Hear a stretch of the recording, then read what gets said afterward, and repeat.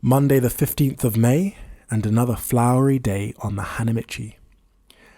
I have decided today that I want to start a word of the week. I think that there should be a word of the week on the Hanamichi. And this week, the word is transformation. What a beautiful word. So full of possibility and potential. I'm curious what springs to mind when you hear the word transformation. For me, this afternoon I've been reading about the play called Abe no Yasuna, because Kabuki is filled with transformation, and more often than not, that transformation involves an animal to a human, or a human to an animal spirit. And continuing from last week when I was frequently encountering the swan, the black and the white swan in Hyde Park, and thinking about Swan Lake, and then yesterday transforming myself through the kimono, I want to take that transformation motif into this week and think about the transformation of animal, spirit to human.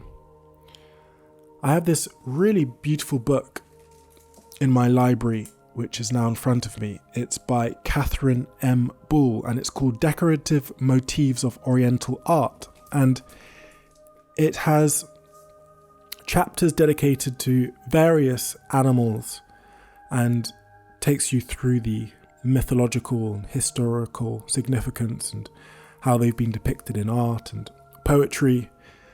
And I've got the chapter open for the animal of the fox, because the fox has been speaking to me today for some reason or other. And I'll read you just the opening sentences of this chapter. It says here that the fox is indigenous to both China and Japan, being known by the name of huli in the former country and as kitsune in the latter. Its worship, according to ancient Chinese annals, existed as early as 3200 BC and has continued in both countries to the present day. Tradition relates that this animal, like many others already described in these pages, is capable of attaining a longevity which always confers upon its possessor the power of transformation into not only animal but human forms.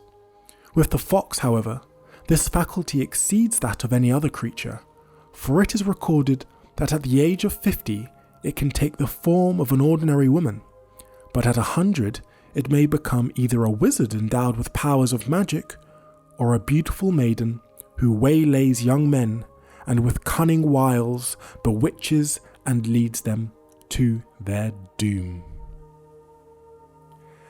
Now that does sound like something a fox would do, leading young men astray and to their doom.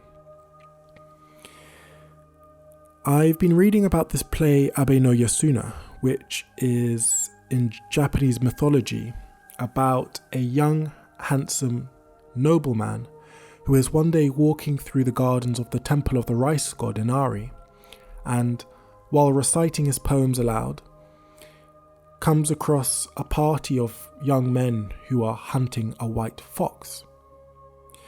The fox runs through the temple gardens, stops near Yasuna no Abe, and he catches the fox and hides it in the folds of his kimono.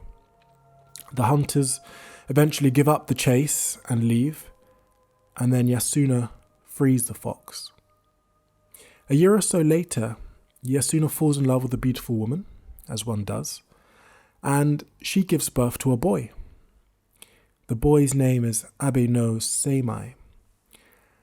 And soon after his birth, in this particular version of the myth, the beautiful woman dies of a fever.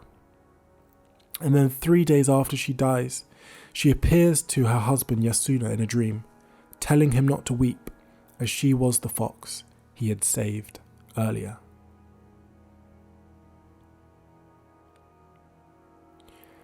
Transformation. Transformation. Transformation.